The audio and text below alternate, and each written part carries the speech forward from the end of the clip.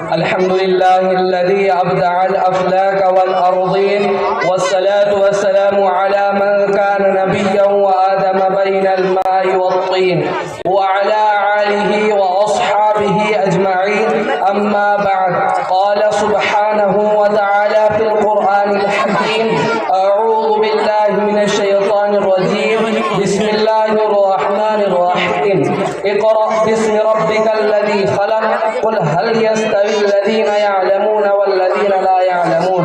علم وہ دولت ہے جو لٹتی نہیں، خرچ کرنے سے بھی گھٹی نہیں، پھر نہ تم کرنا کبھی اور تشنا لبی کے شکوے. آج میں خانے کا میں خانہ اٹھا لاؤں گا. معزز سامعین، میں آپ حضرات کے سامنے کوئی لمبی چوڑی تقریر نہ ہی وسیع وارث کرنے آیا ہوں، اس لیے کہ میں کوئی خطیب اعظم ہند نہیں کہ آپ حضرات کے سامنے کوئی لمبا چوڑا خطاب کروں، اور نہ میں کوئی واعظ ہوں اور نہ کوئی مفکر اور نہ کوئی ادیب. صرف میں آپ حضرات کے سامنے علم دین کے موضوع پر گفتگو کرنے جا رہا ہوں. میں پوری کوشش کروں گا کہ کوئی گوشہ باقی نہ رہے. امید ہے کہ آپ سنجیدگی و متانت کے ساتھ سماعت فرمائیں گے.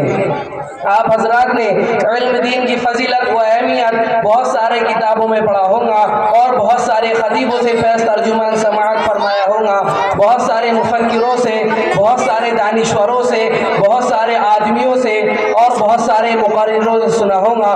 میں بھی آپ حضرات کے روبرو اسی عنوان پر گفتگو کرنے کے ارادے سے آیا ہوں. برادران ملت، علم دو طرح کا ہوتا ہے، ایک دنیاوی ایک اخروی.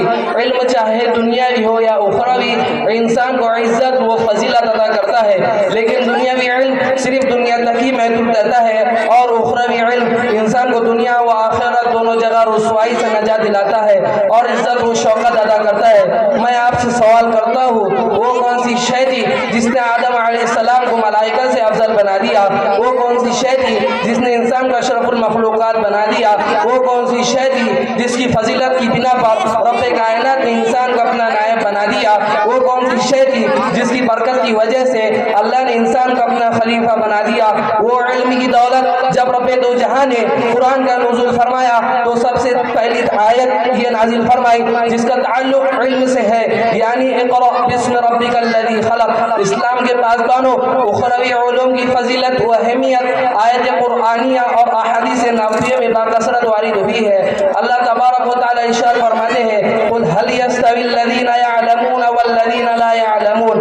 ترجمہ: اے محمد آپ کہہ دیجئے کہ اہل علم اور اہل جہل یکساں نہیں ہو سکتے، جس طرح توحید و شرک یکساں نہیں ہو سکتے، جس طرح نور اور ظلمت ایک جگہ جمع نہیں ہو سکتے، جس طرح رفاقت و عداوت برابر نہیں ہو سکتے، جس طرح حق و باطل برابر نہیں ہو سکتے. اس لیے کہ توحید کی ضد شرک، ہدایت کی ضد ظلمت، رفاقت کی ضد عداوت، حق کی ضد باطل ہے، اور قاعدہ یہ ہے کہ اجتماع ضدین محل ہے، اور اسی طرح اہل علم اور اہل جہل برابر نہیں ہو سکتے.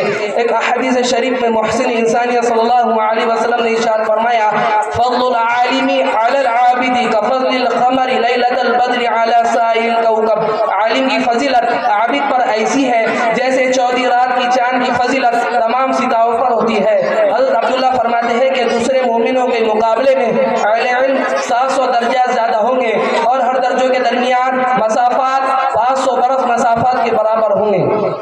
برادران اسلام، لیکن آج کے دور کے مسلمان اپنے بچوں کو اسلامی تعلیمات سے دور رکھتے ہیں اور کم سن بچوں کو افرنگی تعلیمات دیتے ہیں. وہ شیطان کا فریب ہے، وہ شیطان مردود جس نے عہد کیا تھا کہ بنی آدم کو جہنم پہنچاؤں گا. وہ شیطان جو ہمارے دین و اسلام کا دشمن ہے، وہ شیطان جو ہمارے معاشرت کا دشمن ہے، وہ شیطان جو ہمارے کلچر کا دشمن ہے، وہ شیطان جو ہمارے کردار کا دشمن ہے، وہ شیطان جو ہمارے تہذیب و تمدن کا دشمن ہے، وہ شیطان ہمارے سوسائٹی کا دشمن ہے، وہ شیطان ہمارے ایمان و اخلاق کا دشمن ہے. یہ شیطان ہمارے ازلی دشمن ہے. اپنے خوبصورت اور رنگی جال میں پھنسا کر ہمیں تعلیمات اسلامی سے دور رکھنا چاہتے ہیں.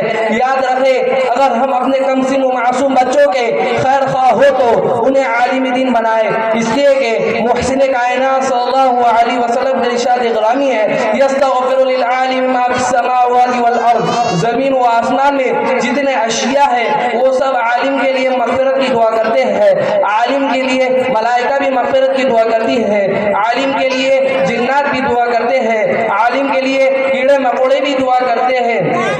عالم کے لیے سمندر کی مچھلیاں بھی دعا کرتی ہیں، عالم کے لیے زمین و آسمان بھی دعا کرتے ہیں، لیکن اس کے باوجود مسلمانوں کا حال یہ ہے کہ انگریزوں کی چال و جال میں پھنس کر ہم اپنے دین و معاشرات کو داغدار کر رہے ہیں۔ علوم نبوت کے پرستاروں، آج علم دین کی اہمیت و وقعت کو کوئی نہیں پہچانتا، حالانکہ علم دین اپنی ضیاءپاش کرنوں سے تحریف و تلبیس کے طوفان کو مٹا دیتا ہے۔ علم دین ہی ایک ایسی ضیاء ہے جسے رضا الہی کی منزل چمکتی دکھائی دیتی ہے۔ آج تک جو ہو گیا سو ہو گیا، اس لیے کہ مصیبت کا بھی ایک مقصد ہے دنیا کی حوادث میں کہ ایک ٹھوکر لگی اور آدمی ہوشیار ہو گیا۔ اللہ تعالیٰ سے دعا ہے کہ اللہ تعالیٰ ہمیں علم دین کی سمجھ اور اس کی اہمیت ہمارے قلوب میں بیٹھا دے۔ آمین۔ وما علینا الا البلاغ المبین۔